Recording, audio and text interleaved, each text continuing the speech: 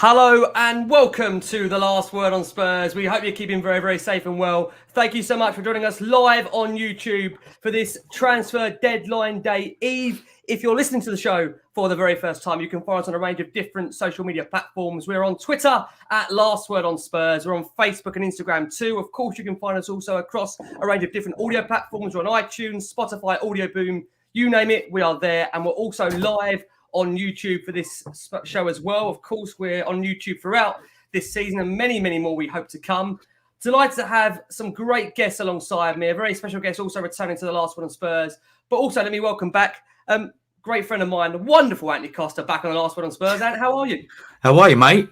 I'm good, not bad. You calm? Yeah, I'll speak to you when I do my missus. It's lovely. I've got two of my mates up here. I'll speak to my missus, you two more than my missus. And the problem I've got now is because this is live, I've got she knows where I am now. That's a big problem. Exactly.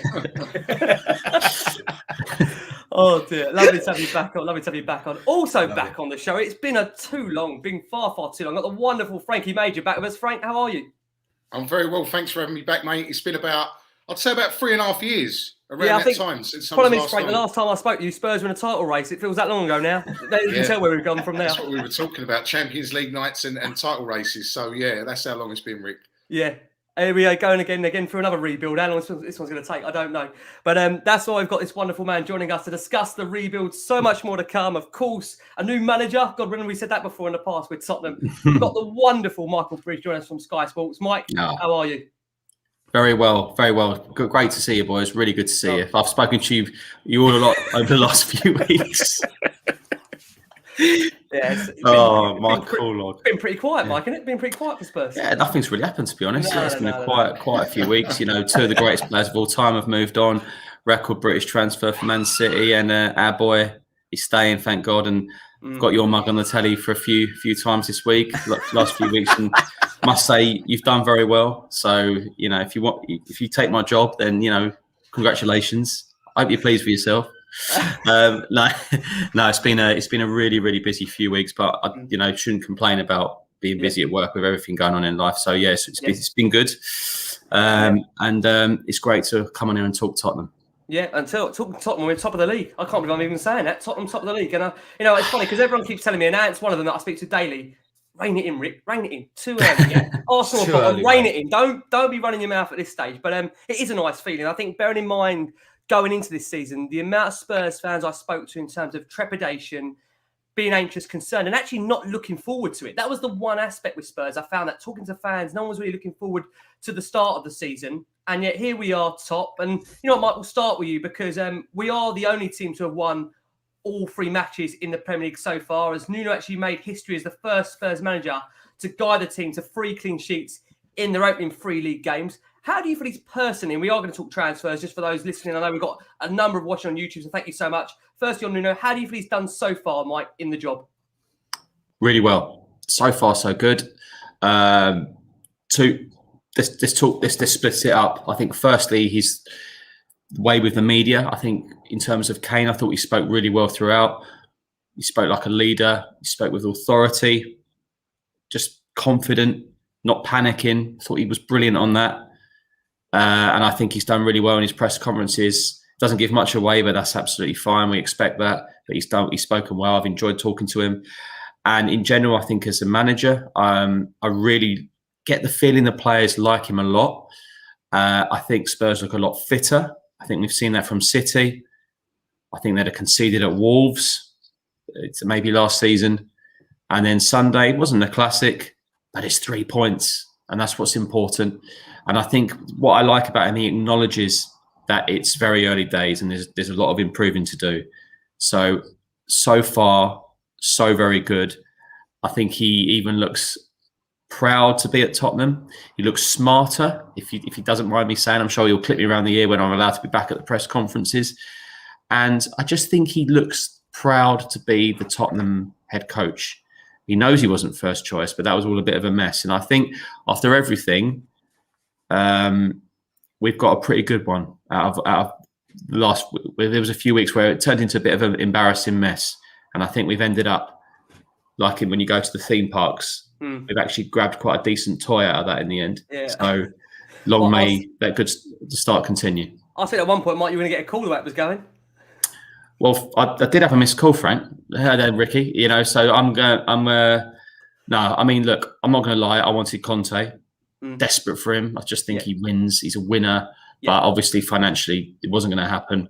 And I think I've got an early feeling this could be a good fit, but I don't want to go overboard because there's a lot of things to do. But I think so far so good, and I think that's what he would say as well. So far so good. Yeah, no, I agree.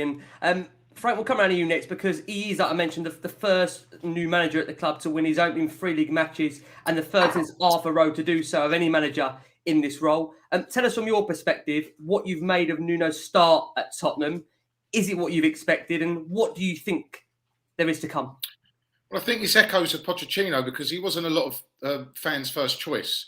If you remember, not many people really were sort of clamouring for Pochettino to take over, and it's similar with Nuno. I think we all wanted Conte because of his history, his track record, the fact he's a winner. But I think Nuno, as Michael said, which is spot on, we look a lot fitter. We look quite solid. I think when you're as flaky as a team like we became at the back end of last season, conceding late goals and obviously mentality issues, you go back to basics and you make your team hard to beat. And I think the double pivot of Skip and Højbjerg in front of that back four offers massive protection, greater protection than what we had last season. You've essentially got 2 ball winners there. He's gone back to basics. He's made us more solid. He's made us hard to beat. He's got us fitter. And he's even said himself, he obviously wants to be a bit more progressive than what we've played in the first 3 games. It hasn't always been easy on the eye. I'm not going to nitpick and be overcritical, but we had a fantastic second half against City. Wolves, I was at that game, bashed us up. If we're being completely honest, we were lucky to get out of there with 3 points. And it was quite a dismal first half against Watford. But we do look more solid. Dyer and Sanchez look like they're protected a lot more than they were last season. And no goals conceded, 9 points, 3 wins, Wolves away, Man City at home. It's a great start, Rick. Whatever way you look at it, you can talk about the style of football and all the in-between sort of variables. But the main thing is we're top of the league, 9 out of 9 points-wise. And going into the international break, that's a great start, mate. Yeah, I totally agree. And I mean, Ant, coming around to you, I know one of the things with Nuno is, I don't know why I'm laughing already speaking to you about Nuno because we've had this discussion, obviously, quite a lot over this last couple of weeks. Comments. Some of the comments are absolutely hilarious. Thank you so much. Billy Joe Saunders. Who's Billy Joe Saunders? Who are they saying? If that is the Billy Joe Saunders... is that you, Rick? No, it definitely is not me. My hands are here. Just to confirm, my hands are definitely here. But I mean, I want to discuss Nuno with you because, you know, under Marina, Mike is gone, and I don't blame him. Some of his comments Bridges gone. Coming in.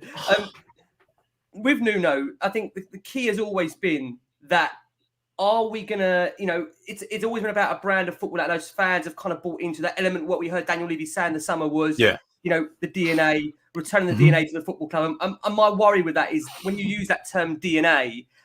What is Tottenham's DNA? Because Spurs haven't won anything for such a long time.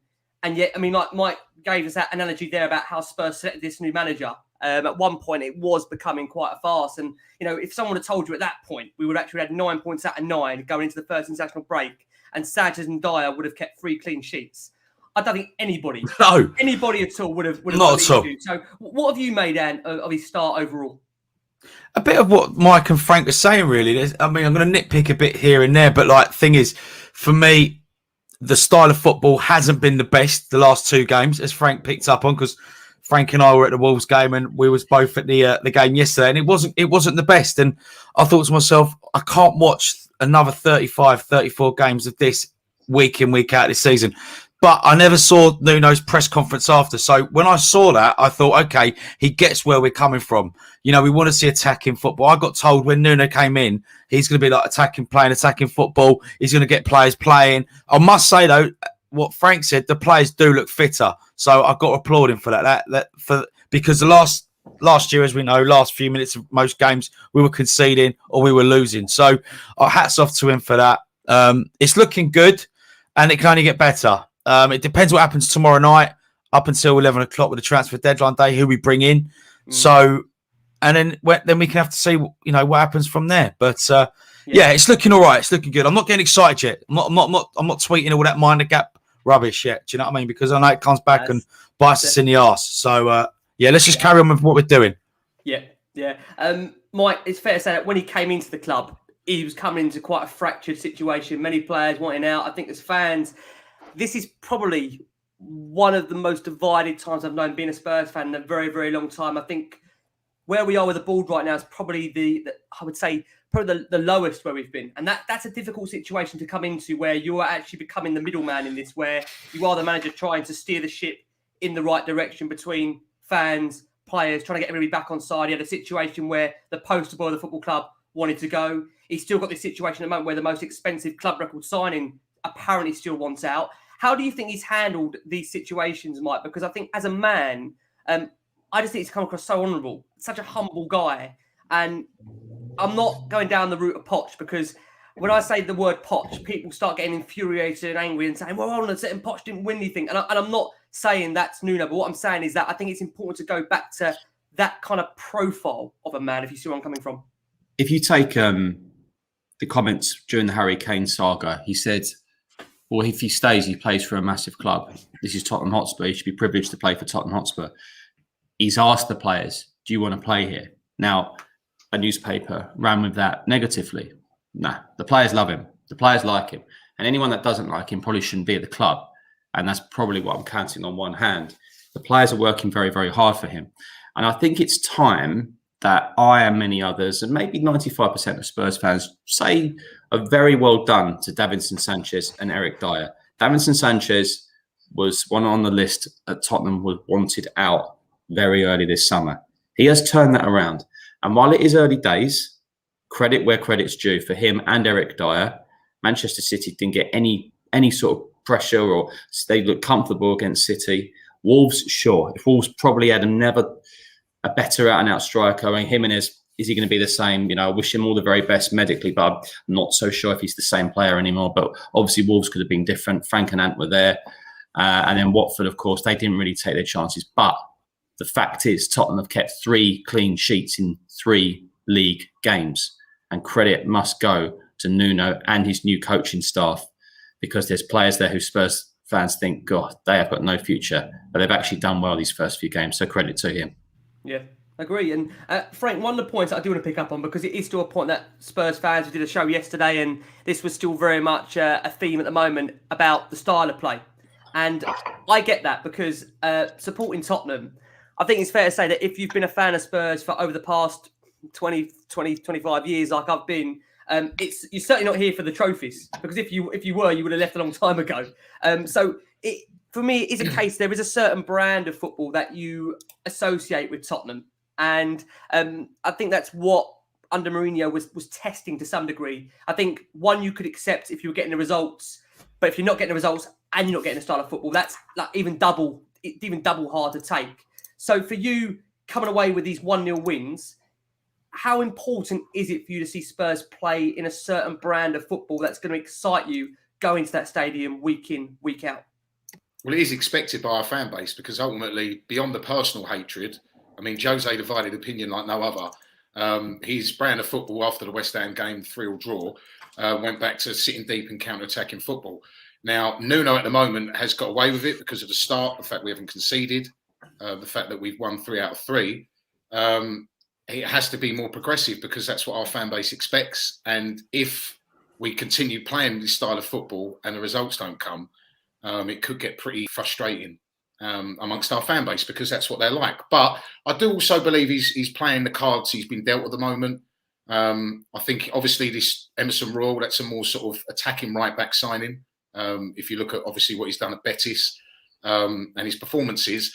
So I do think Nuno, with better personnel, possibly will change the style. Again, I go back to what I said earlier. I think he's focused on trying to make us hard to beat at the moment. But we lack that progressive midfielder who can carry the ball and break the lines, like Tanguy Ndombele. Unfortunately, he doesn't want to be here at the moment, but somebody who can draw the space, can play that intricate pass. We haven't got one of those at the moment. We've got a great runner in Delhi who could do the 12K, 13K a game, which he's running at the moment. We've got Højbjerg, who's just, well, for me, he's the on-pitch captain. He's a leader, a fantastic player. Again, not the greatest ball carrier, not the best passer, although his passing's got better. And we've got a ball winner in Skip. So the foundations there of that midfield, we're not going to be expansive, because we haven't got the ability in there amongst those 3. We haven't. I mean, Dele Alli, for all his is good, which is running beyond the main striker and knitting the play hard the pitch. He's not a number 10 or a number 8 that's going to, Eriksen-esque unlock defences. He's not. So he's got a hard-working midfield three. We've got a defensive right-back at the moment with Tanganga. And playing on the break probably suits us with the pace of, obviously, Lucas, Son and Bergwijn. So at this moment in time, I just feel that he's playing the cards that he's been dealt. It possibly will change. If Tanguy stays and he actually wants to be here, that allows our midfield to be more progressive. And obviously with the right-back I mentioned. But I just think he's playing the cards he's dealt. Boys, can you see him being part of this squad now, Tanguy? Well, he has to be. He's on £200,000 a week. Yeah, it's the club record signing. The problem is that, and you've got with that is if you're not playing him, then you've got an asset there that is wasting. And if you are thinking of selling him either this window or next window, he's gonna have to get games. You can't not play him. Listen, I'd rather him play because, as Frank said, he can unlock the defence. He can pick a pass. He can ball carry it, from the midfield. But all these managers that have come in, since Poch, they all can't be wrong. So there must be. Ironically, the only one to get a tune out of him was Jose. Yeah, it's true. Yeah, it's true. And the thing, what frustrates me the most is, and with Ndombele, you think this system would probably suit him really well, wouldn't it? And the systems, it almost feels like the system's made for him. I look at someone like free, and I know Dele's worked ever so hard and off the ball, and I know that's saying again that raises debate about whether Dele should be in a team in terms of the working hard nature. But you feel Ndombele would be much more suited to this system. Yeah, I mean, we say it all the time. They should be playing. Let's stop the excuses with this guy because he's in his another full season and it's like Lo Celso. It's poor. I'm disappointed, and again, Lo Celso is going to end up playing more games for Argentina this season than he is for Tottenham Hotspur. The way the red zone's going and the quarantine. Tottenham Hotspur, before we get onto transfers, I want to say something. Tottenham Hotspur and Paratici do not expect him to do so much in one window. They're still paying the price for the arrogance or silliness of having one window where they didn't sign anyone. You stand still, you go backwards, and especially at that top level. You've seen it. Tottenham are right ensconced in that top four, and now they're down there, and it's now as if Tottenham are starting. Where, that top four is a closed book. We've had a great start. Don't get me wrong. Yeah, and I hope it continues. But you look at United strong, Chelsea really strong, especially under Tuchel, Liverpool, City. But the signings over the last few years just haven't worked. Even Sessegnon, we're still. When's he going to do it? The Celso, Ndombele, Clark. He has to get the most frustrating thing is when we were an attraction, when we were a top four side playing beautiful football with a stadium coming, we didn't sign anyone. And that was the time where we could have got some of these players that are now at Chelsea or City or United or Liverpool, because at one point we were more attractive than Liverpool. We were. And unfortunately now it's got to the point where, as you said, we've regressed because of that. And now we're less attractive. So it's harder to attract players. Totally agree. And I apologise to every follower on Twitter because I bore the pants off people, and I have over the last 2 years. But it's so apparent to me what's Tottenham's lack of creativity. Honestly, it's just so apparent. I've watched the game. Even Eriksen, bless him, one of the worst moments ever watching for Denmark. But let's forget that. Let's talk about him, the footballer. I remember Villa at home a couple of years ago. Spurs, awful. We knew Eriksen kind of down tools a little bit. That's by the by. But we knew he was leaving. Couldn't string a pass together. He comes on, Spurs win 3-1. Just someone just to nip it or just a little bit more, Yeah, that was the opening day of the season, Bridgie. I remember that first game of the season. And then Mourinho's first European game, he takes Dyer off 20 minutes in, 2-0 down. Eriksen comes on again, probably not that fully motivated, 4-2. The minute he comes on, I said to her, I think it was my mum that game. I said, look at him. The minute he gets the ball, bang onto the wing, bang to that wing. Goal, switches play, didn't he, Mitch?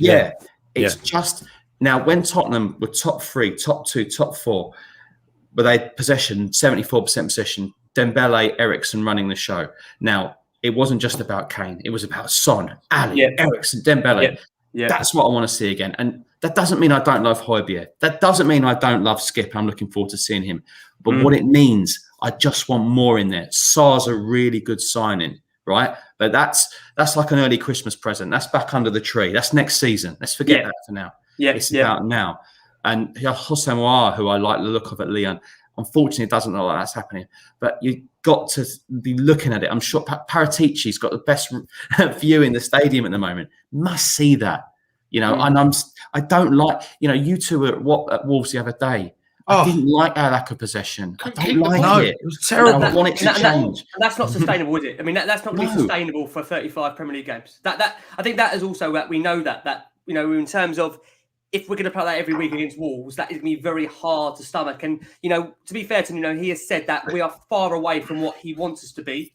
And again, that we know that, and you know that this is obviously dependent on getting these certain players in, and that's what we're coming to now. Because of course we're recording here on transfer deadline day eve. For those that are probably listening to the show, you are in transfer deadline day. So some of the players that we're talking about may be signed, or we may have missed out on. Typical Tottenham, of course.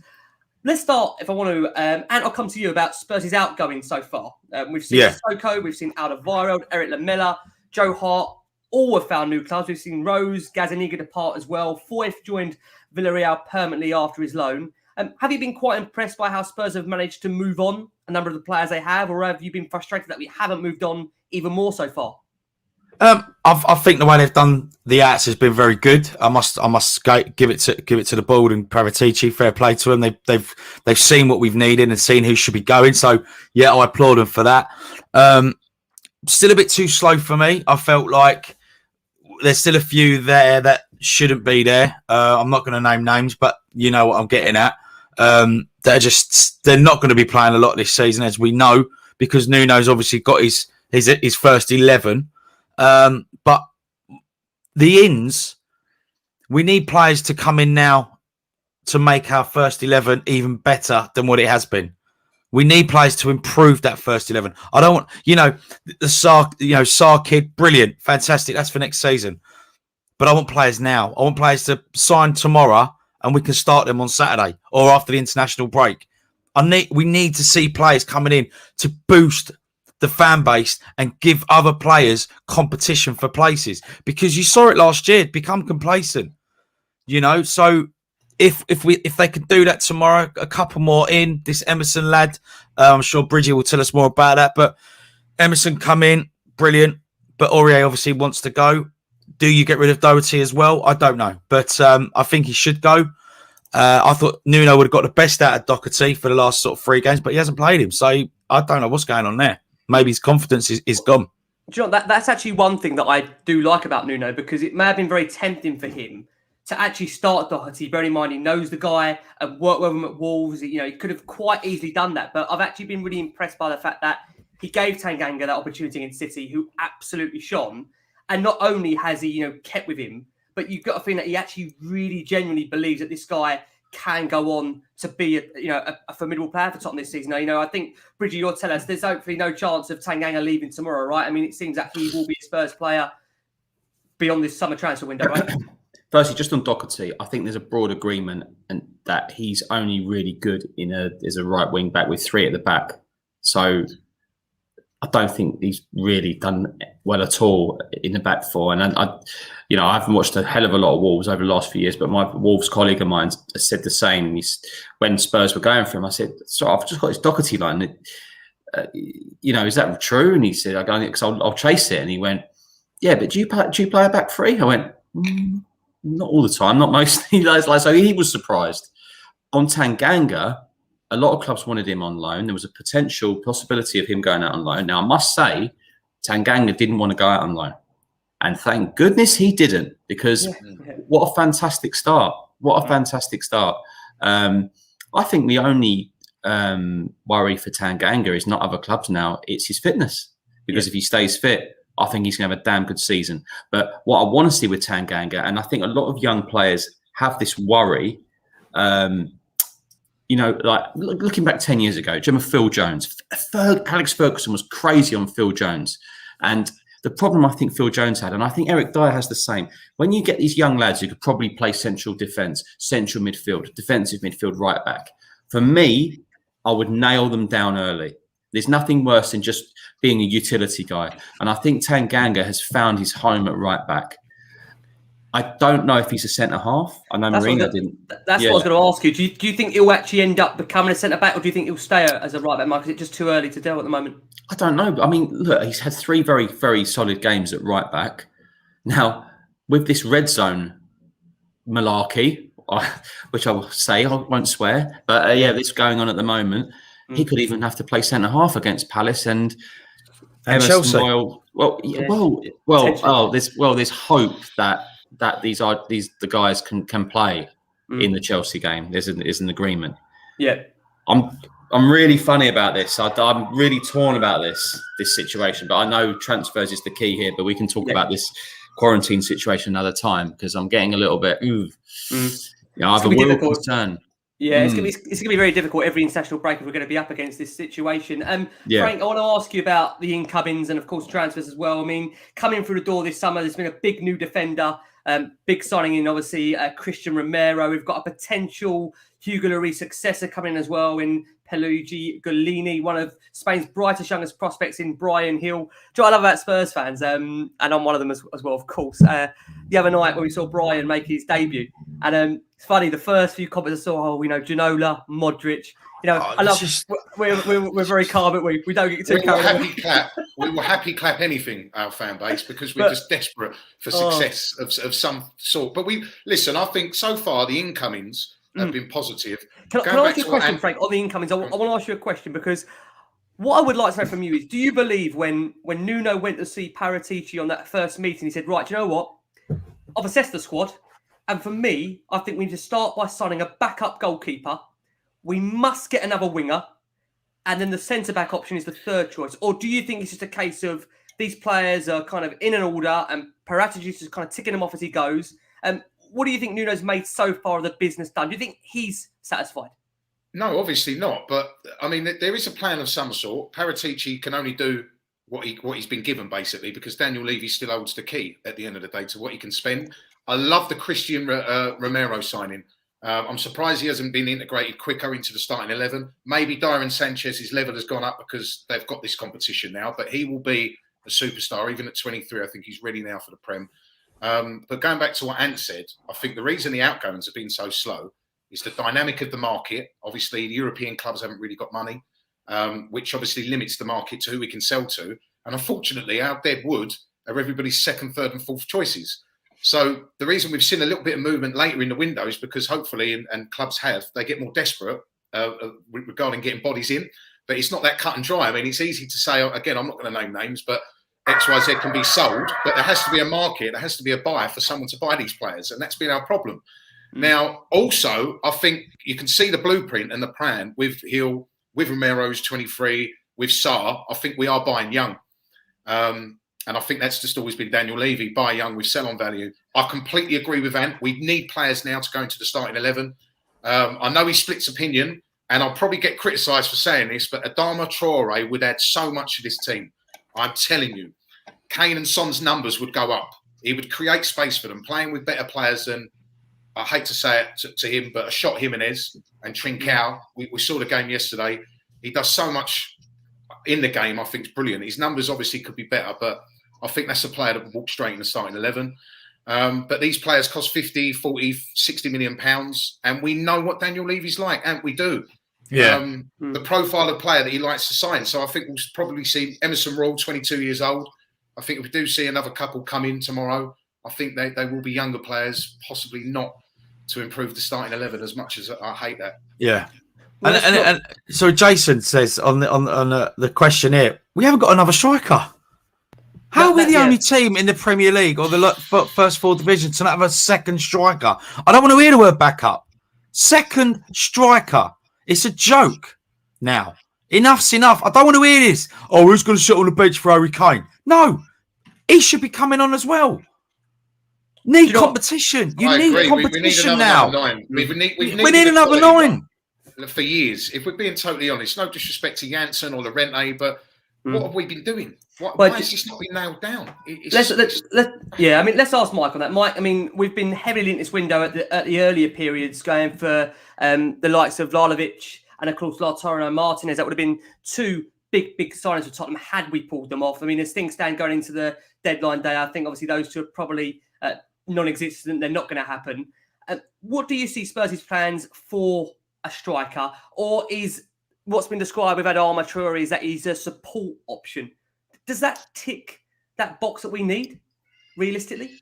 Well, I was told if Traore was to happen, forget striker, not a chance.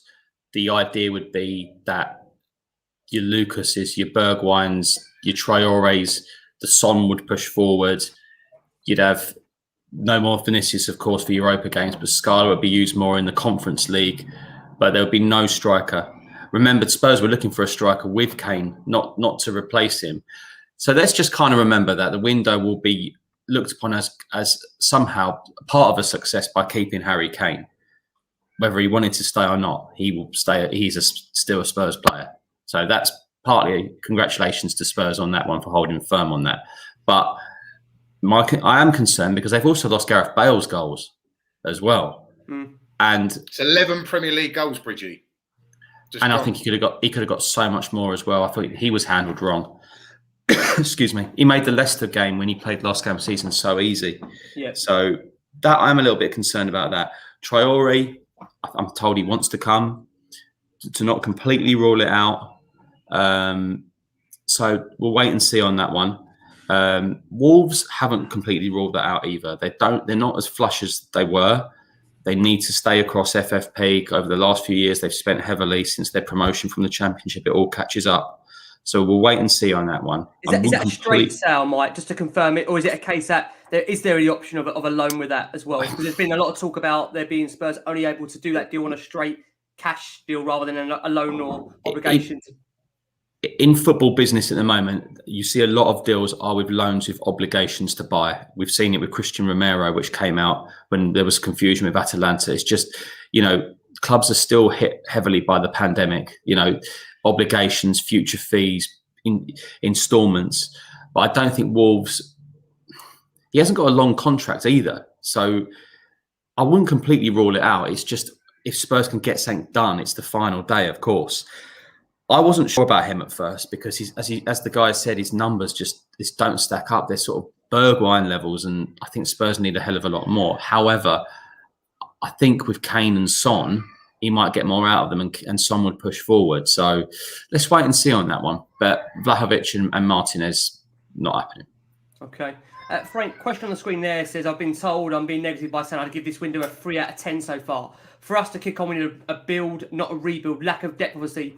Would you be giving it that rating at the moment, 3 out of 10? Do you see it as that if the window was to shut as of right now? It's not great. If we're being honest, we need more because we are so far behind that top 4 in regards to squad depth. We are. Let's be brutally honest here. We are 2 or 3 injuries away from, I don't want to, again, be sort of too negative, but maybe a crisis. I mean, if you saw Son and Højbjerg, for instance, get injured, we're in a bit of trouble. Yeah, I don't think it's been a great window. If the window shut now and that was it, I really don't. I'll be honest with you. We needed more. And it's frustrating that I fall for it every window. And, we see these bids for Martinez of 70 million euros to go and play up front with Kane. We've had Dybala in the past. It's like they flash big fancy names in front of us with big fees to get us sucked in, and they never materialise. They don't. And again, I don't want to sit here and be completely negative, but how many times have we been spun these transfers? Let's be honest, these big names, and we get excited and then they never happen. So we've got a big 24 hours, Rick, in my opinion, because again, the squad's not big enough on quality. There's not enough depth in quality in attacking areas particularly. And it needs addressing. Need another striker, man. And for you, what in your mind, Ant, is the perfect window for you? If I said to you now, give me what is for you now in this next day to pan out. Striker, creative midfielder, and a right back. That's just me. That's just me. And a winger. We need another winger as well. Another wide man, in my opinion. Would you take out Bergwijn now? His numbers ain't great, is it? Let's obviously keep him in the squad. But if we're being greedy here, or we get what we want, we do need a right back. We need a monster of a winger like Traore. I truly believe he's an animal of his day. We need a creative midfielder, and we need a proper number 9, not a Son up front or a Lucas or a Bergwijn. A number 9 who can play his back to goal, who's a presence. Players who can get us up the pitch, who can hold the ball up. Again, play his back to goal, win flick-ons and headers, a physical presence up front. And I just, unfortunately, don't think we're even... I mean, be lucky if we get Emerson Royal and one other, in my opinion. But I don't know. I'm guessing. I know. It's just every year, same old. Just need someone to come in to give Kane competition, because we all know, bless him, he's got an injury in him. What if he gets, what if he does? What do we do then? And if Son's numbers ain't great, Son drifts off, what happens then? Yeah, we're going to be on this show going, oh, but Lucas runs around a lot and he creates nothing. Yeah, I mean, I'm not being negative, but it's true though, isn't it? We talk all the time. I'm not dissing anyone. I'm just saying that's the truth. The numbers ain't great. Take Son and Kane out of that team. The numbers. Where do the goals come from? Where do the goals come from without Son and Kane? This is our issue. This is the key. We've obviously got under 24 hours. We've got under 24 hours now to try and obviously get business done to make sure this squad is. I've seen Edouard. I've seen a lot of Edouard from a Celtic. I don't know how true that is. Well, we can try and ask Mike that question. Yeah, we'll come back to Mike in a sec. We'll come back to Mike in a second. But Frank, like I said to Ant there, in terms of name the perfect window, you mentioned 4 for you. You need 4 players more. There for you. 4 more. Being realistic, if you think of Spurs and what we've done so far, 4 is probably highly unlikely, right? So, what would give you the confidence that we'd have enough to get to January? Would we still be in a position where we'd be challenging, for a top 4, top 6? What do you think Spurs would be going for this season at the moment? If we were to sign those 4 players that you're saying there, what would Spurs be aiming for in your eyes? Well, if we sign another 4, and I'm talking about a decent number 9, a Traore type winger, a decent creative midfielder, and say Emerson at right back, then obviously the objective goes higher, and we'd expect to possibly push the top 4. But I'm being realistic. I can't see it this season. Can you see us breaking into that top 4 this season? Realistically? Well, it's hard, isn't it, when you see Ronaldo now going to Man United? And I think the only at the moment, the team I would say are vulnerable, and it sounds silly saying this, you'd maybe say potentially Liverpool. But again, I think that's going to be. I'd say Man United. Out of the top 4, Man United look the vulnerable ones to me. I mean, Wolves yesterday should have won. Saïs had an absolute sitter where he should have smashed it in the roof of the net from 3 yards away. They had a couple of really good chances. They should have scored. They were lucky, obviously, with the winner. I'm not sure if you saw that, the Pogba tackle. Well, that was a foul. Yeah. We know that VAR and the Premier League love Man United. It happens every season. It has done since I was a kid. But realistically, I think United are the weakest link out of that top 4. But they've just signed Ronaldo, which gives everyone a lift. Everyone's level goes up in training. The standard gets higher. So it feels like we are drifting possibly even further away from the top 4 from where we were last season. So we do need to address this. And again, this is why I think we've gone for the profile of the younger player. Yeah. And this is possibly why Kane wanted out, because he's probably not thinking, I've not got 2 or 3 years to wait for Papi Sarr to come in and all these youngsters and undergo a total rebuild. And I just, as I said to Ant earlier, I'd love for us to buy 40, 50 million pound players that go straight into the starting 11, but I also know how these clubs run. And I also know Daniel Levy, or not personally, but from a professional viewpoint, and it's just not the way he does business. Yeah. Mike, let's ask you, realistically, Mike, how many players should we be expecting between now and the end of the window? What's a realistic figure to think for Tottenham at the moment? Well, firstly, so apologies for moving on, but one of the reasons I've taken a missed call, but I think Edouard is off to Crystal Palace, so I don't think he'll be joining Tottenham. Yeah, I'm sure they've got more strikers than us. Well, but sorry, no. I'm just letting you know. You mentioned Edouard specifically. I thought, blimey, you've actually. No, he's coming up on the fence. Richie, are we linked with any centre forwards at all? No, I mean the ones that the club were happy to mention with Vlahovic and there was that morning that Lautaro Martinez where I was actually away for a very short holiday and logged onto social media, and then Tottenham had agreed a fee with Inter, and then I'd spoken to a few people and they went. There was a bit of a confusion. I think it's turned out that there might have been an acceptance there if Lukaku didn't go to Chelsea, but Inter made it clear they weren't going to sell Lukaku and Martinez. So, yeah, I mean, as it stands, Emerson Royal looks like it's going to happen. I've made it perfectly clear. I think Tottenham need more in midfield, but if Ndombele's staying, I don't see if that's going to happen yet unless something out of the bag happens. Remember, Tottenham's foreign limit in Europe is over or on the level or just one over. I need to check that. Premier League is just okay at the moment. That would mean, Mike, just to confirm, does that mean we've got to again let players go to then sign? That's obviously the issue we're up against as well, right? It's not just signing or letting players go; it's trying to find a combination there. Yeah. I need to look at it for this. Yeah, I need to look at it this year for Europe. Premier League, it's on the periphery, but yeah, it's not ideal. But I mean, look how many England international Spurs have lost. So I'd love to come on here and say, look, I've got 4. Go on, sorry, go on. One that's coming in market at the moment is Basuma of Brighton. Have you heard anything at all? Any rumblings from there? I think we've seen a couple of links, but nothing of any serious nature at the moment. I think anything for Lamperty or Basuma died this summer when they got £50 million for Ben White. I mean, Basuma's a fantastic player, but I've heard nothing on. I'd be lying if I said I had.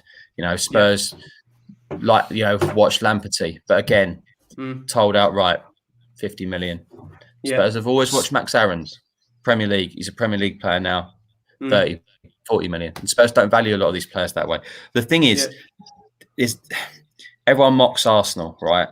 There's an English market and a foreign market. And I think Spurs and other clubs will see the brunt of the foreign market when their players are going to have to quarantine for a lot of the season. So there's difficulties there, but then you have to pay a lot of money for the English players. So it's a tough one, really. It's a tough one. But I'd love to come on here and say I've heard that Spurs are signing 3 players tomorrow. But I'd be lying. Yeah, I've just heard that I'd be lying. Renato Sanchez to Wolves. I've heard. Great signing. Good signing. Look, I've said on here 15 minutes ago that don't completely rule out Traore. I know.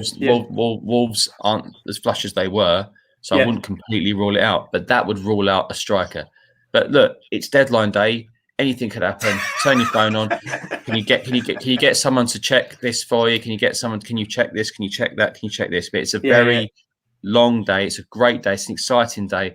A lot of the time, it's usually you're pretty frustrated and let down. The problem, one of those days tomorrow. I mean, the problem is, I know it's difficult, Mike, because of the capacity you work in. But as a Spurs fan, you look at it from the perspective of Spurs, where you feel that whenever we go into a window, and you tell me if you feel the same as this, Mike, that I never feel like we ever come out getting everything that we need. There's always that one player or those 2 players that you feel that at the end you think, oh, if only we just did this. And I mean, again, I look back at the Mourinho one with Skriniar, clearly a player he wanted, clearly a player that we were caught in for such a long time. And he ended up getting Rodon. And Rodon could become a great player. Don't get me wrong, he could become a wonderful player. But ultimately, he's not the player the manager wanted. So how key is that we do get the players that Nuno and Paratici want? And, are they working in tandem, as we understand, to make sure they are getting who the manager wants in Nuno? Well, look, I've said for a long time, I think we've all agreed that Tottenham need a director of football. So let's be fair. They have got this managing director now who apparently does a lot more than, he's in charge of, some of the coaches and everything like that. So, at least Tottenham have got that now. So there's more of a structure. But yeah, Skriniar looks like a big loss. I think it could have been the difference between the top 4. I mean, Tottenham are top, weren't they, in November, and just kept conceding stupid goals, last-minute goals. But Bridgie, this is the problem with Spurs. When have we ever 100% backed a manager in the transfer market and given him what he wants? Yeah, we haven't. Well, I still can't look at Bruno Fernandes in the face. He said his goodbyes. He said his goodbyes. I'm still watching that interview, Bridgie, on you on Sky Sports for that interview with you and the. Why not both? Why have we got to pick? Was it? I think you said about the sell side, but I still to this day, it just infuriates you when you just see Fernandes performing like he does for United. I think he could have been Spurs. Oh, it should have been Spurs. We agreed personal terms. It was a done deal, and he said his goodbyes. Portuguese Super Cup. He said his goodbyes. But there you go. For me, the best signing since the Fergie era. Transformed United, no end. Yeah. I'm sick of saying it. The Grealish situation. Dilly daddled with the fee, then they took too long and they get taken over. Steve Bruce, I remember being at the press conference, he said every player in his squad's for sale. Yeah.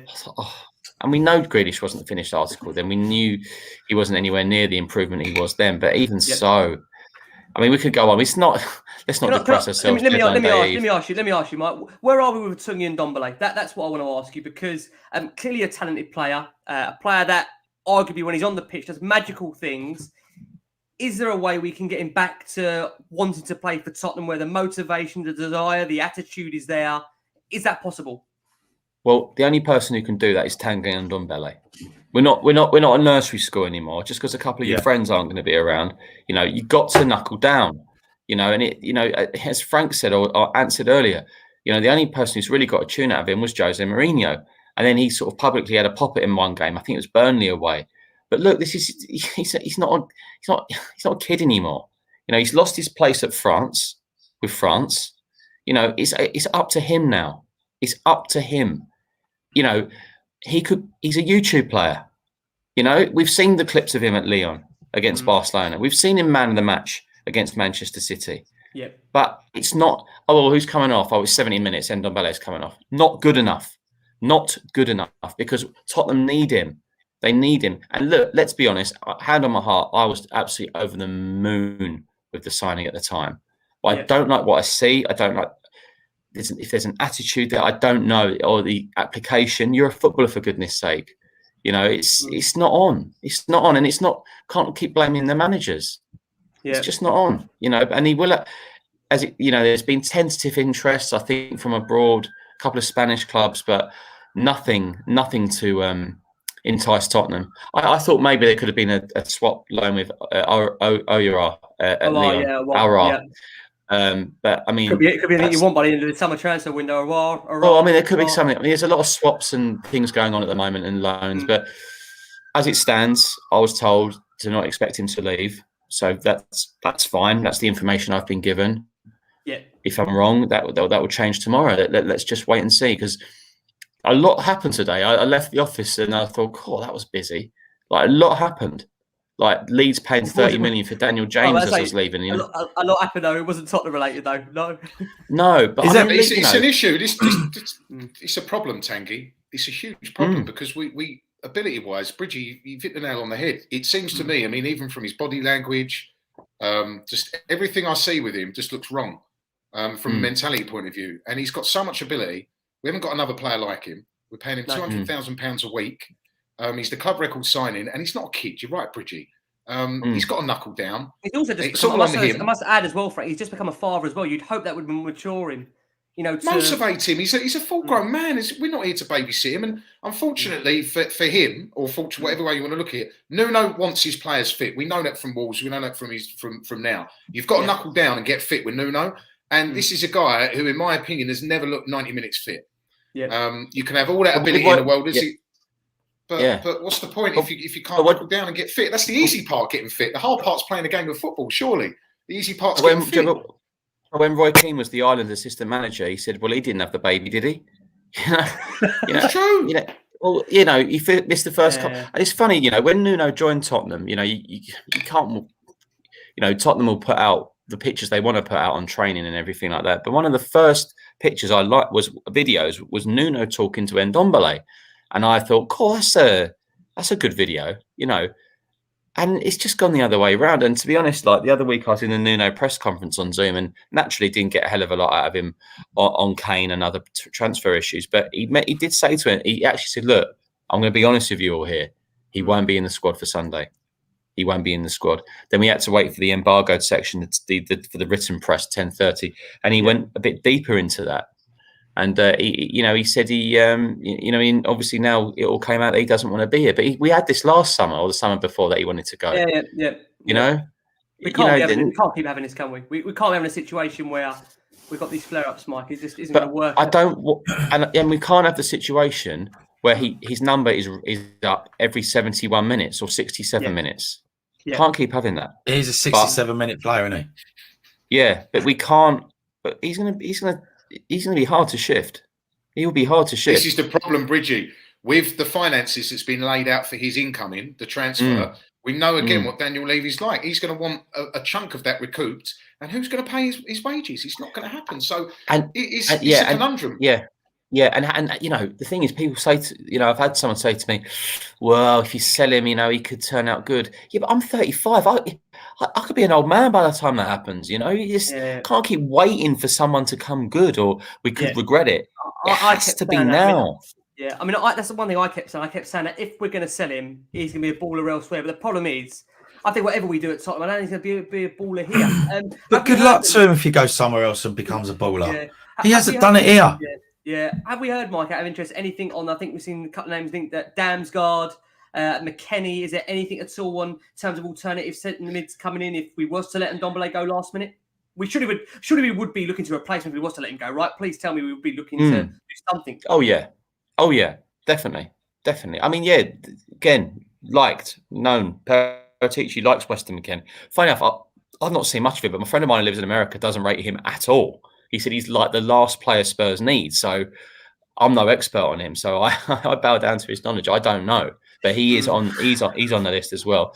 Did Damsgaard just have a good Euros, or is he the real deal? I don't know. Again, I've not watched a hell of a lot of him. I liked what I saw of him, but I can't come on here and give you a load of names, and it doesn't happen. I'm just telling you what I know tomorrow is that the one I'm told which is very, very close to being complete, is Emerson Royal. Barcelona wanted the financial deal done. He wasn't 100% sure. He's a young lad. He's 22, Brazilian. Always wanted to play for Barcelona.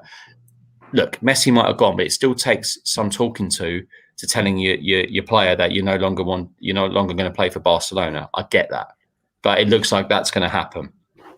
But again, and it's boring, but a lot depends on who Tottenham can get out. If Aurier can go tomorrow, they have got so many people working on this Aurier deal. It's untrue. His so agent many working people. since June. I mean, what's he doing with it? What's he doing? Well, yeah, exactly. But do you know what? It's funny. It's a funny thing, right? And not enough people say it, right? Roy Keane said it after Arsenal-Chelsea, and he was absolutely bang on. Players don't like leaving London. It's a nice life. It's a nice drive. It's a nice training session. It's a nice area. And it takes a hell of a lot for a player to leave, because 9 times out of 10, they don't go on to better.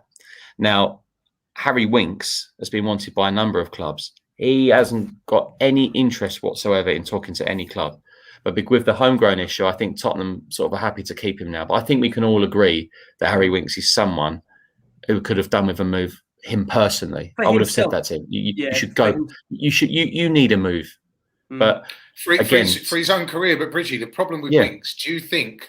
And I don't want a personal attack on him. He's Spurs through and through, and I totally get what you're saying. London, for me, is the best city in the world. To work there and be paid what they're paid is incredible. But with Winks, do you think he believes if he leaves, he could be like another Jack Wilshere, what happened to him after Arsenal without the injuries, or a Tom Carroll? Do you think he feels that could be it for him and he will just drop down the levels? I don't know. I'm just asking. Well, I mean, a couple of clubs mentioned, but I mean, I heard one was Everton. I mean, I don't think that's a huge drop down either. I think he just likes the life as well.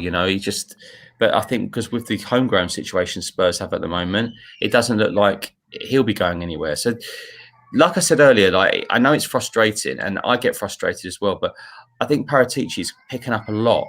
I wanted Lamela to move on. He has moved on. They sold Alderweireld. He's moved on. A lot of players surplus to requirements have moved on. Yeah. So it's not going to take. It's going to take more than one window.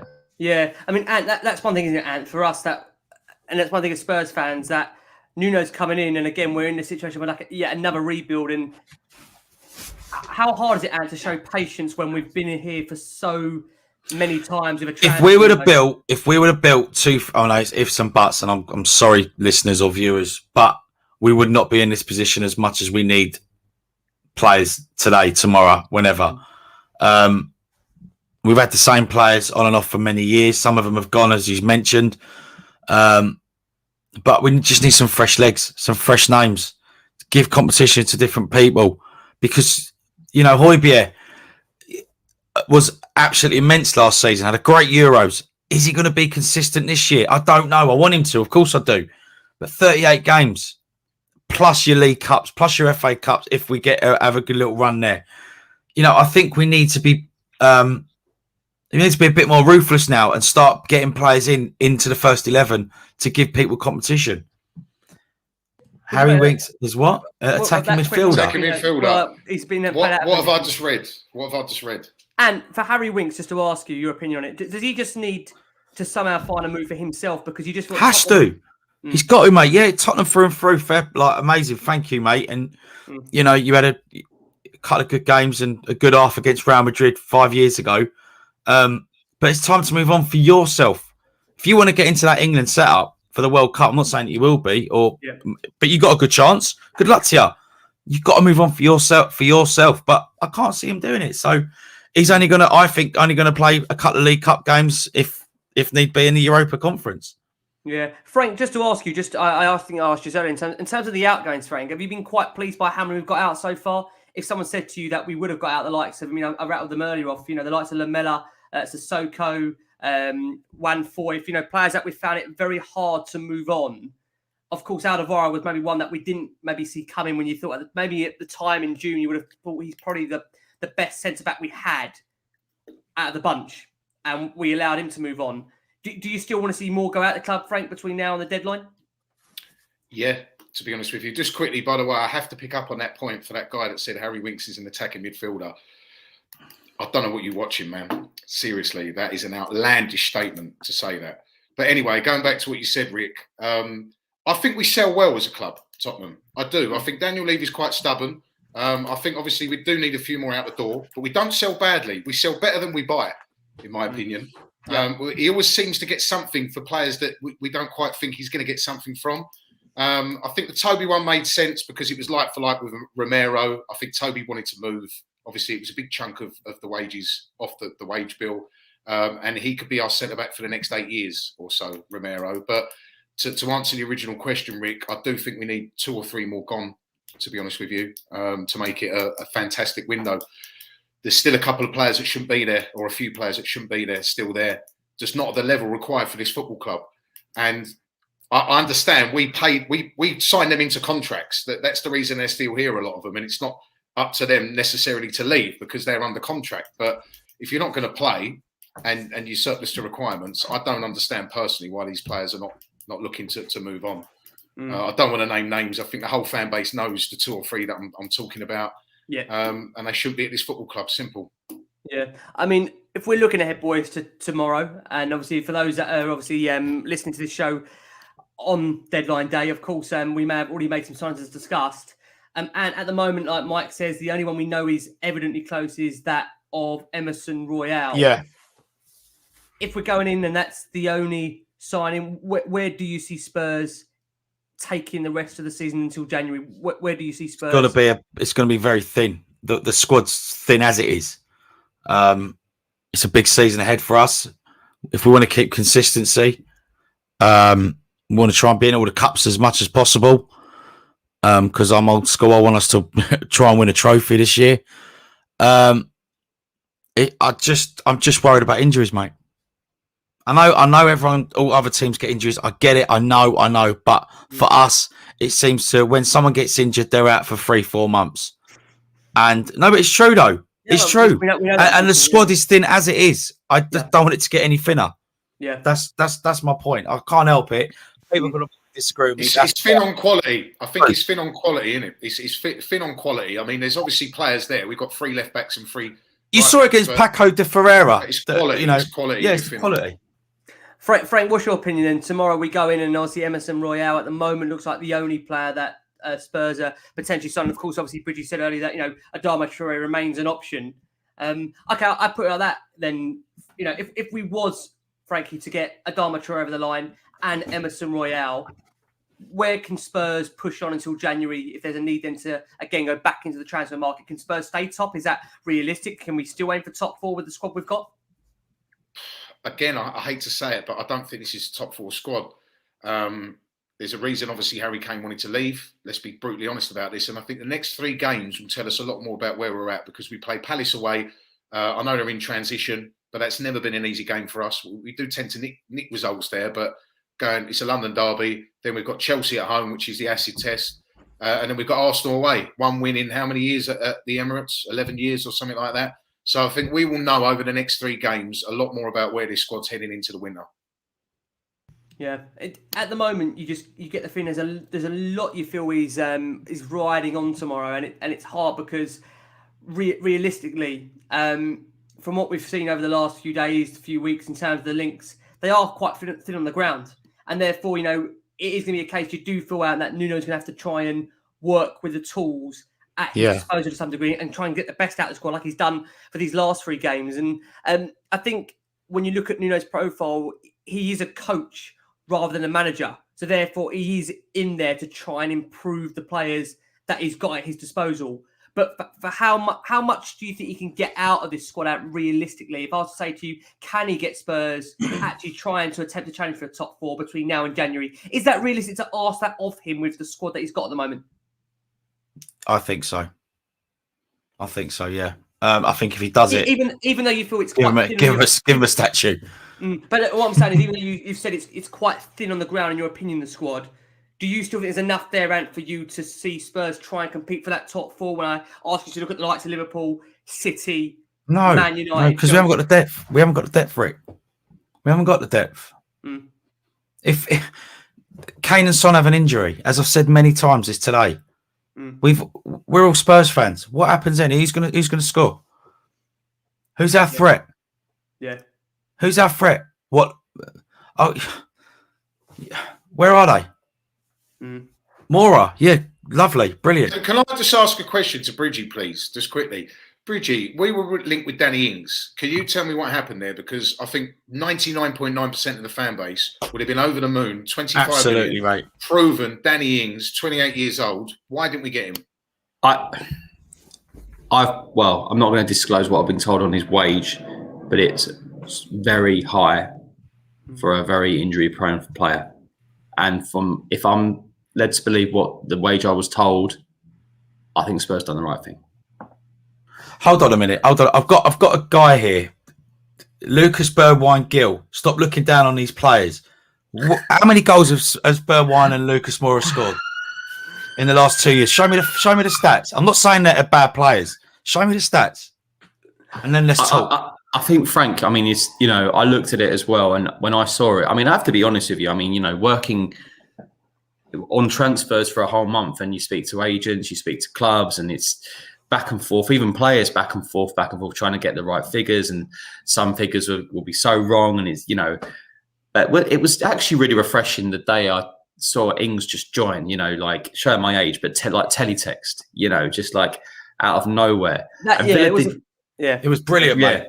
Oh, look, I was like, it was unbelievable. There will be fans screaming, thinking, for that. They look at that. The problem is, Mark, they look at that fee, and they're like, "How are Tottenham not all over that fee?" That is the problem. I hope this doesn't happen. But Ings, I could read tomorrow. Ings has done his cruise shit in training. He's out for the season. Right. Okay. Who's that? Ings. Danny Ings. Oh right. Yeah. And I hope it doesn't happen. I really like the man. Yeah. But he's very injury prone, and I think he's on a very good wage. And remember, Villa had to quickly appease the fans after Grealish. Yeah. And they were looking at Smith Rowe, and they signed Buendia, and they were getting things. They knew what they were doing. They knew Grealish was going. But he still guarantees for me, though, Bridgie. Do you not think he's at least double figures Premier League goals per season with the injuries? Yes. We were paying more money or as much money by the sounds of things to Gareth Bale, who was injury prone and played half a season. So in the situation we're in with the budget we've got, do you not still think it possibly would have made sense? Yeah, maybe. Maybe we can have this discussion as a 4 maybe next week and see how we are, because I think there will be some. Well, I think there might be some business tomorrow. It's brewing, it's bubbling. Palace have. Sorry, I keep trying. I've got to do other London clubs tomorrow, but like Palace have agreed. Sorry, boy, it's no Spurs who's here. It's just Palace. No, I know it's like because Palace have agreed a fee. I think 15 million for Edouard. And it's funny when Ant said it. I literally had a message about it. Look at Ant's face now. It's just. I know. We missed out on these players, man. We do. But, it's like, but yeah. Look, I've said I didn't want Traore, but I would take him if it meant Spurs sort themselves out in other areas. But look, Spurs. Someone said it earlier. Spurs looking light. They're going to look blooming light every time if they have to go take their players go to red zone countries. That's a concern. Yes, and they need to work this out. I get it, right? I get you want to play for your country. I get you want to play Brazil. Yeah. But come on. You've only just joined Tottenham. And Lo Celso, you need to start knuckling down now. Well, so there's issues there. Again, another player we need to try and keep fit. Mike, I want to ask you, just in terms of the transfer window, before we look to discuss what's ahead for the season, in terms of going into tomorrow, if we are going to sign Emerson Royale and that Traore one, as you said, it's just in the balance at the moment. what realistically should Spurs fans be judging Nuno to achieve? What is the realistic ambition at the moment? Is it top four? When I look at the likes of Liverpool, again, they've not massively strengthened, but they've still got a decent squad there. Chelsea have got Lukaku now. United are bringing Ronaldo in, as we know. Man City, although they haven't got another striker at the moment, but I mean, they're still a wonderfully talented squad. What's the aim here? What are we trying to achieve? But that's what saddens me, because as I was saying, a few years ago when we stood still, we were the second and third best team. And all of a sudden now we can't get anywhere near it, which sounds stupid because we are top, but I think we're looking at the table a little bit more because Arsenal are bottom because it's only 3. Because, Palace will be bloody hard on in a couple of weeks, believe me, because they won't have a lot of players on international duty. So it's the British derby, isn't it? It's the British derby. No, it's the British derby. Come on, don't you all start? Blimey, the amount of money I spend on watching this football club. I would never. I must say though, I must thank Tottenham fans. When I was working for Sky on Thursday outside, I have to admit I was a little bit worried because I know there's been a lot of disdain and talk and disappointment regarding the Harry Kane saga. Which I don't really want to go into too much now because everyone's. But what I will say is that this club is my life. I have always had to report as being a journalist and uphold that integrity while being a Spurs fan. So when you saw the smirk on air when it was announced, that's because I was happy he was staying because I am a Tottenham fan. Mike, I want to ask you on that because how tough is that for you? That all jokes aside, we know you are Spurs through and through, and you got into you bleed Tottenham. That must be very hard when the poster boy of the football club, and he's everything to Tottenham fans. Harry Kane is one of our owners. The fans sing that's a difficult situation to be put in for you when you are such a big Spurs fan. What I will say is, and I want Spurs fans who I get the odd one who has a pop, and I want them to listen to me. Yeah, we work with Tottenham Hotspur. We don't just put anything out. See, I'm reading something there. No, they weren't trying to sell Kane. Stop it. Just stop all that now, okay? Because it's not true. Every time you turned on TalkSport, they were talking about it. The Community Shield, Manchester City and Leicester City, it was all about Kane, right? We acted, I'm saying it now, it was all acted above board and accordingly, okay? We worked with Tottenham Hotspur. They were happy with what they were putting out. Things were going on in Kane's camp that probably Kane would admit could have gone a bit better. And if they were handled better, he might not even be Tottenham Hotspur right now. So let's not forget what's happened over the last few weeks. However, there might be things, tweets from either Sky accounts or something which people don't like and take offence and think it's over the top. You have every single right to think that, okay? But there's been times where Spurs have tried to sign players before. But you don't mind it when it's players coming in. Yeah, but this is worse, isn't it? Yeah. So let's stop the blame game. Let's move on. Let's forget it. Because I'm telling you now, I upholded my journalistic responsibility on that story. I wanted Harry Kane to stay, but I still have to do my job. All right. So for the fans outside who were so lovely and on Twitter and everything, thank you. And about that rant or whatever it was about, I did that because I was sick and tired of reading articles, and I've criticised him in the past. Levy, lower the price. Levy, lower the price. Time for Levy to step to let Harry Kane get his dream move. Those having a pop at Sky, you have a pop at those journalists because I didn't like what was going on there. It was murky, and there were some journalists saying, "Oh, you should take that money. You should take 117, 127 million, and all these figures." Unbelievable, really. That ends Tottenham's season if Kane goes with 6 days to go before the window. Yeah.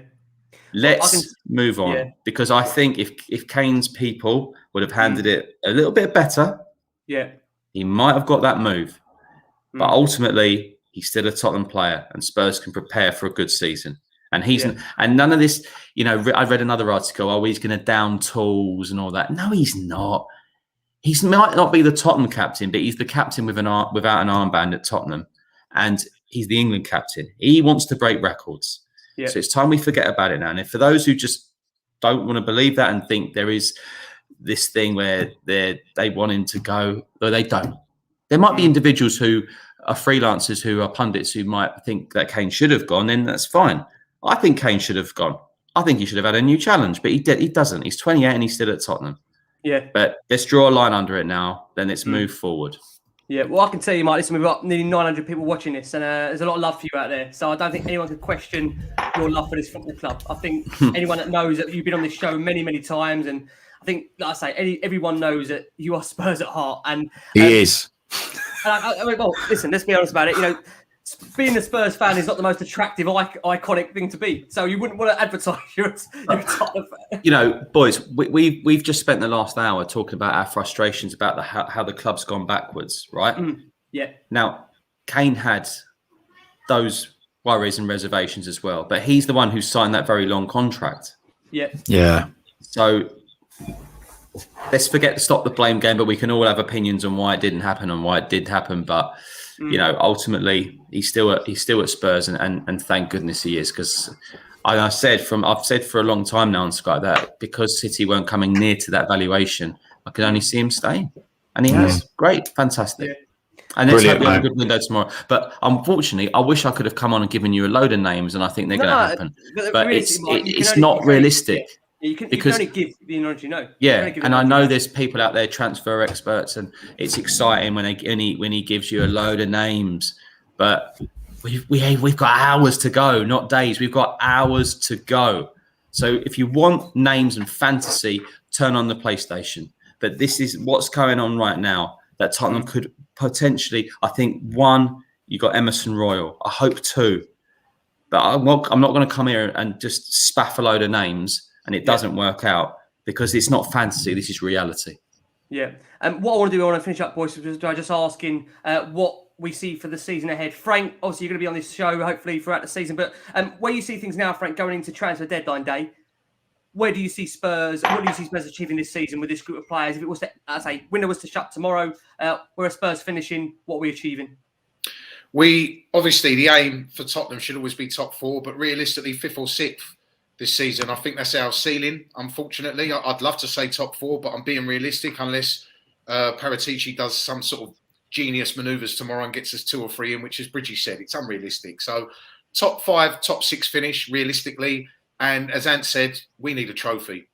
We need a trophy. I'd like to see us have a go in the cups, in one of the cups.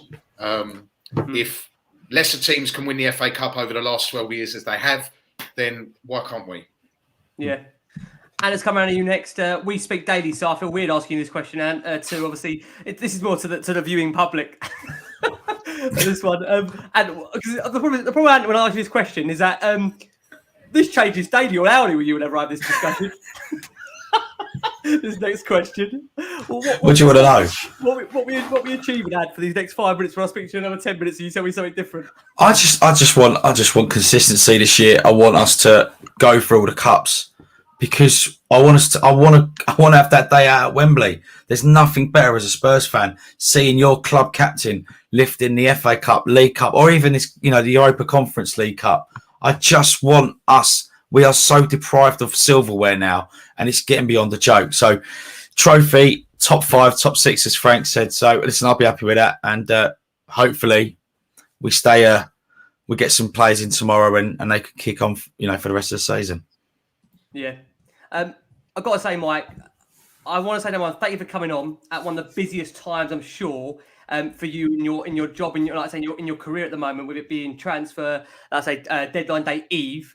And thank you for being honest, because I think that's one thing that as fans we'll always appreciate. Number one, you're massive Spurs, and number two, to come on and to not spout out the names and just be honest about where Spurs are at. I think we really appreciate that, and I'm sure. And like I say, we've had nearly over 1,000 people watching this tonight. They'll really appreciate that.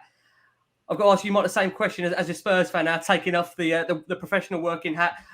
What do you hope is the aspirations for Tottenham to achieve this season? What can we achieve with the squad we've got in place, with Nuno in place?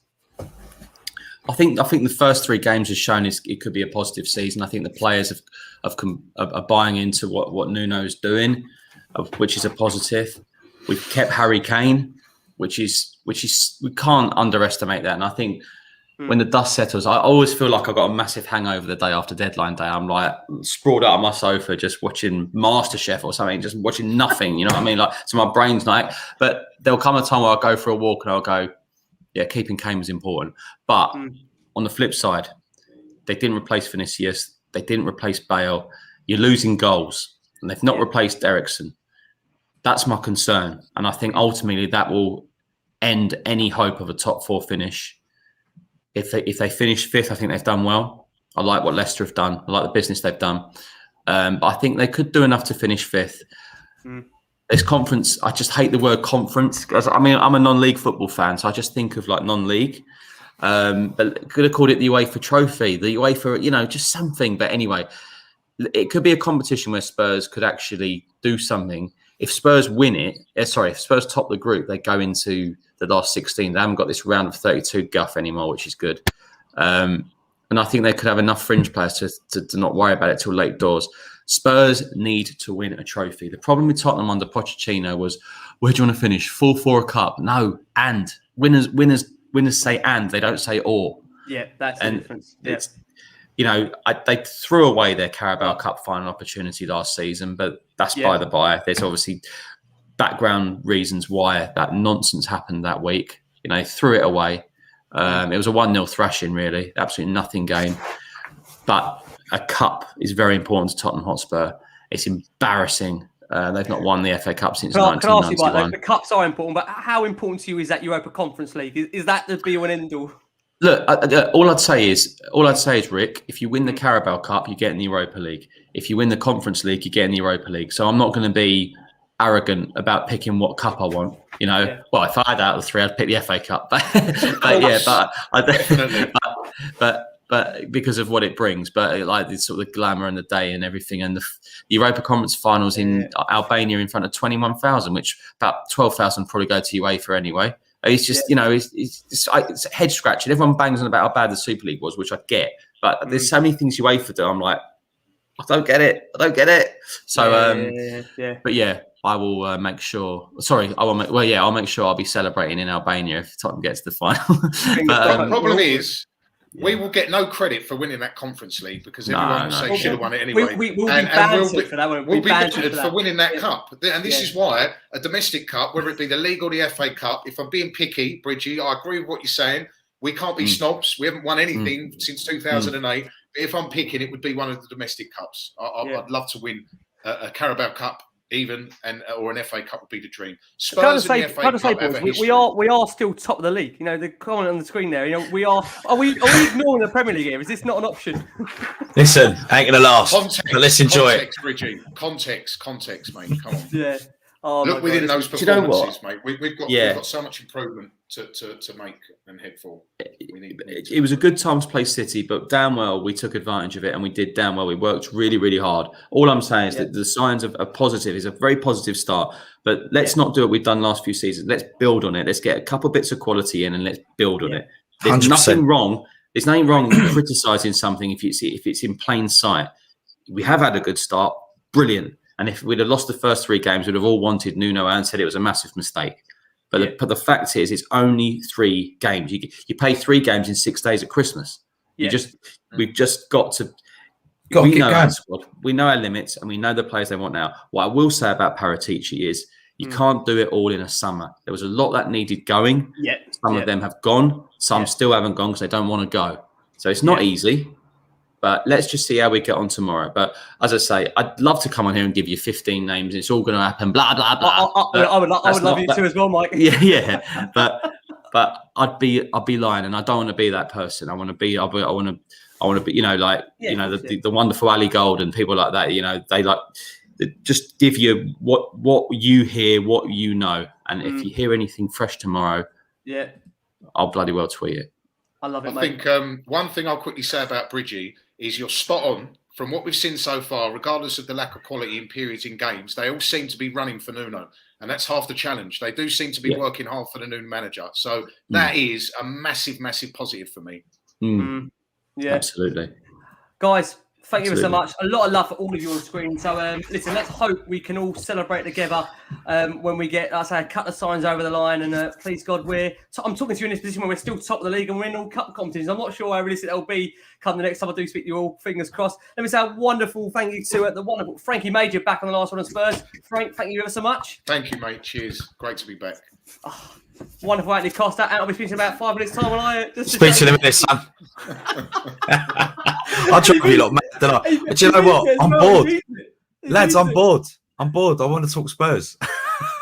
In 5 minutes Relentless, time, isn't he? In 5 minutes' time, we'll be debating why we haven't done anything in the last 2 hours we've been on here. What's going on here? Why have we not done anything? What's going on? Why are we not doing anything, Rick? What's going on here? He's unbelievable. I've never done a bloke like it. I love him. I absolutely love him. I'll tell you what, I absolutely love him. We're not changing for the world. He's the greatest. I'll tell you. I am cracking up. The best is the post-match reaction. The best is I've come off a high that we're winning. I speak to Anne. I'm going to go back and watch it. I just need to go back and watch it again just to make sure. But it's early days, and it is early days. He's rung me for the last 6 weeks. He'll go, Bridgie, give me something. Well, what? Anything. I'll take anything. I'll take anything. Give me something. Give me. Just one name. Just say Klinsmann or something. Just say Klinsmann. Say my name, Bridgie. Oh, sorry. Lorente, not him. Not him. Yeah. Get off the phone. Boys. Bridgie, boys. Thank you so much. Yeah, pleasure. As always, we'll be in touch. Guys, for everyone watching, I think I have over 900 people watching this live. Thank you so much for all the love, all the support. We'll be back after deadline day, trying to pick up the piece of hopefully Spurs doing some great business and still being top of the league, still being in all the cup competitions as always. Guys, most importantly, keep safe, keep well, and as always, come on you Spurs.